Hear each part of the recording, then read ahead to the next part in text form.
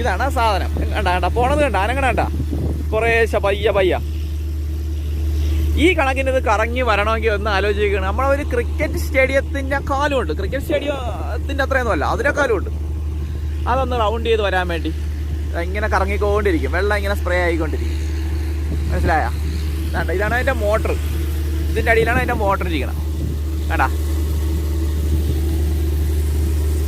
ഇടയ്ക്കിടയ്ക്ക് നിൽക്കും കേട്ടോ. അതായത് ഇപ്പോൾ നിന്നേക്കാണ്, എന്നിട്ടൊന്ന് ചലിച്ചു തുടങ്ങും. അതായത് ഇപ്പോൾ കുറച്ച് സ്ഥലത്ത് വെള്ളം വീഴുന്നുണ്ടല്ലോ, എന്നിട്ട് അത് കറങ്ങി തുടങ്ങുമ്പോഴത്തേക്ക് കുറച്ച് തുടങ്ങി. ഇനി അത് ഇത്തിരി സമയം പോകും. അത് ടൈം അഡ്ജസ്റ്റ് ചെയ്ത് അങ്ങോട്ടാണ് വെച്ചേക്കണം. കണ്ടാ കറങ്ങണാട്ടാ, ഇത്തിരി പോയിട്ട് അതങ്ങ് നിൽക്കുവേ.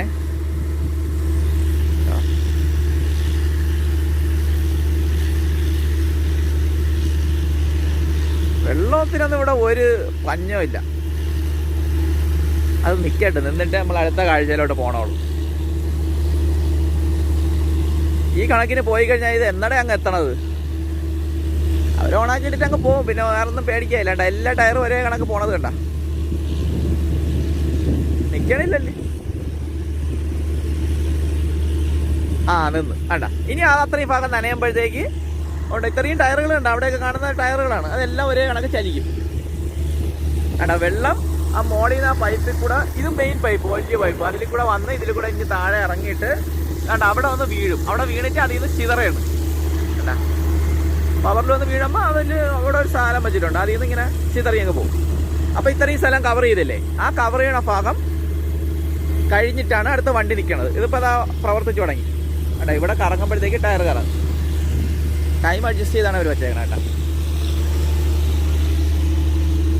നമ്മളെ കാലൊക്കെ കൊണ്ട് വെച്ച് കൊടുത്താലേ വണ്ടിയാണെങ്കിൽ തന്നെ അതിനകത്ത് കയറി നിൽക്കും. ഇപ്പം ഇങ്ങനെ പൊയ്ക്കോണ്ട് കറങ്ങിക്കൊണ്ടിരിക്കും സ്ഥിരം. ഡെയിലി 1-2 തവണ കറങ്ങുമെന്ന് തോന്നുന്നു. ഇത് ഈ കണക്കിന് പോയാൽ ഇത് 12 മണിക്കൂർ കൊണ്ടൊന്നും എത്തൂലടെ. ഏതാണ്ട് ഒരു ദിവസമൊക്കെ എടുക്കുമെന്ന് തോന്നുന്നു. രാവിലെ ഓണാക്കിയ വൈകിട്ടൊക്കെ അങ്ങ് എത്തോളം തോന്നുന്നു. കണ്ടോ നോക്കിയാണ്, ഇത്ര ആയതേ ഉള്ളൂ. എന്തുമാത്രം കിടക്കണത്. ഇങ്ങനെ പോകണം, ഇവിടെ നിന്ന് ഇങ്ങനെ കറങ്ങിലും അങ്ങൂടെ കറങ്ങി വന്ന് അവിടെ വന്ന് നേരെ ഇങ്ങ് വരണം, ഇറങ്ങി വരണം.